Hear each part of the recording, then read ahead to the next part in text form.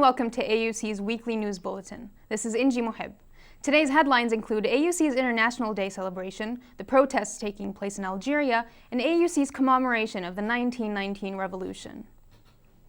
AUC celebrated and shared its uniquely international identity during the Centennial International Day on Monday. A hallmark of the AUC experience, this year's International Day was open to the public.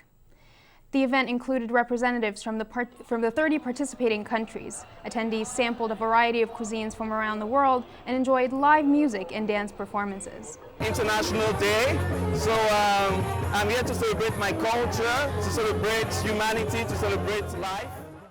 The event took place at the Adham Amphitheater at AUC New Cairo. Millions of Algerians, both in and outside of the country, have been protesting against President Abdelaziz Bouteflika's bid for a fifth term. Many AUCians on their semester abroad joined the protest organized by Algerians in New York City. But the subject remained relatively quiet within AUC. It's a good thing what's happening. I'm loving it. I'm loving it actually. I think the people are expressing their opinion in a peaceful manner, and I'm living it in a way where I'm always online. I'm always checking newspapers, websites, Facebook actually. I'm always on my phone checking what's good, what's going on, what the government's reply is. I want to be there, I want to participate in any way I can, and it's actually quite frustrating that I cannot do anything while being here, but I mean, my heart is there, so I think that's a good thing, and I hope that I can be part of the peaceful protests in any way I can. Moving on to our next headline, the American University in Cairo held a documentary screening last week about the 1919 revolution. The 1919 occupation resistance was considered an art because of the special way of resisting using national songs. Egyptians used singing as a tool to encourage people in resisting the occupation of 1919. The Egyptian famous slogan for this revolution was "Full independence or death," which was the call for freedom from the occupation.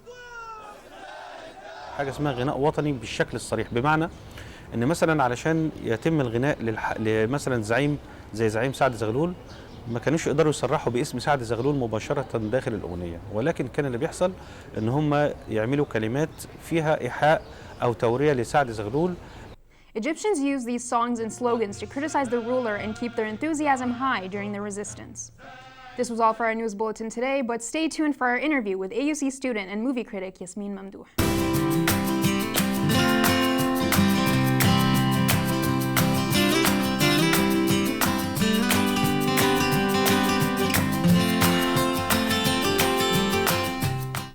Hello and welcome back to AUC's weekly news bulletin. For today's interview segment, we have Cairo 360's movie critic and multimedia journalism student Yasmin Mamdouh to talk to us about her work experience and how it's different from her university experience. Thank you for joining us today, Yasmin. Thank you, Inji, for having me. So for starters, it comes to my understanding that you are part of the Caravan publication on campus and you work as an editor and a video producer, is that right? Yes, exactly. So having to balance that along with your work in Cairo 360, how do you manage to do that? How do you manage to find the time? It's really hard. Like, I've learned to time manage by force because like I have a deadline and I have other things that I really need to do, and you feel like you want to do more than one thing, so I just like cram things sometimes, and it's hard, but sometimes you just have to get things done. Okay, well, I want to ask, how did you start out as a movie critic? Like, what inspired you to be a movie critic?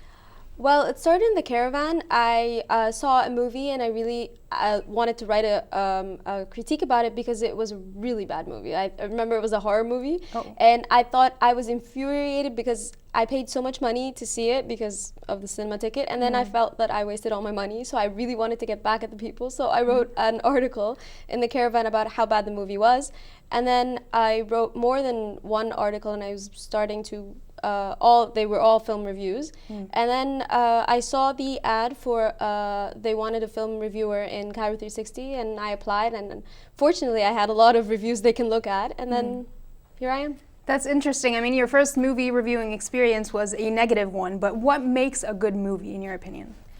I think there's a lot of elements, and it's not like a set formula, but I think you could totally see the effort that was put in a film, and other films where effort was really not put in there.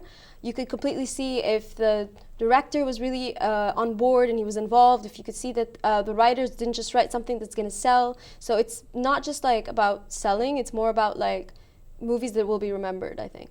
Definitely. So do you think that your university experience has somehow helped you maybe write your movie reviews? Because like I said, you were working for the Caravan before that. So you had some experience in writing, but do you think that your university or your major has helped you in any way? Yeah, obviously my major has really helped me, firstly, just the basics of writing an article. I'm also a film minor, which really helped me a lot. It helped me how to analyze a movie, how to dissect it and look at the different parts of it and aspects that, how well done are they?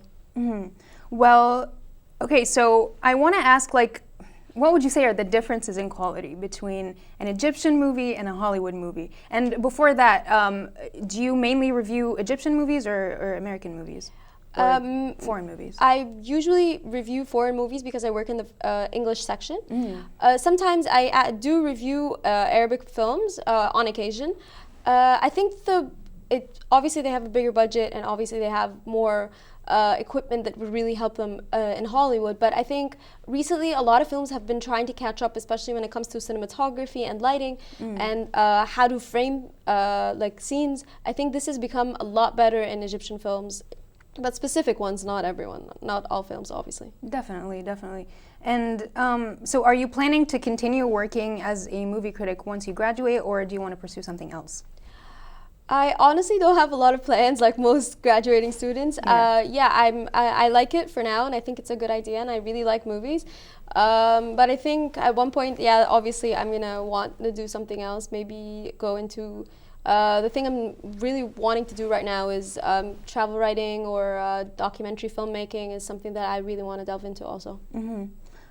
So I want to ask, like, what is your favorite movie?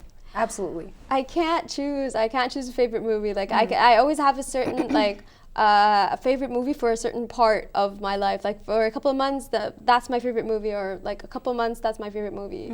But I can't choose one forever. Like there's too many good ones and too many bad ones. But primarily, okay, so because I like to watch a lot of movies myself, so a lot of the things that I focus on are cinematography and the script writing. Those are like the two most things that I take into account. So for you, what makes a good movie? Like, what is the most important thing?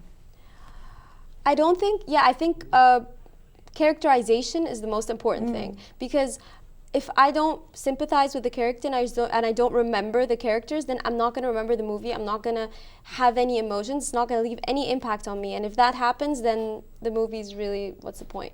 Yeah, I get what you mean. Well, thank you so much, Yasmin. This has been wonderful, but unfortunately this is all the time that we have for today. And we are looking forward to seeing more of your upcoming movie critiques. Thank you. And we wish you the best of luck. Thank you. Thank you so much. I'm your anchor, Angie Mohib, and we'll see you next time for our weekly news bulletin.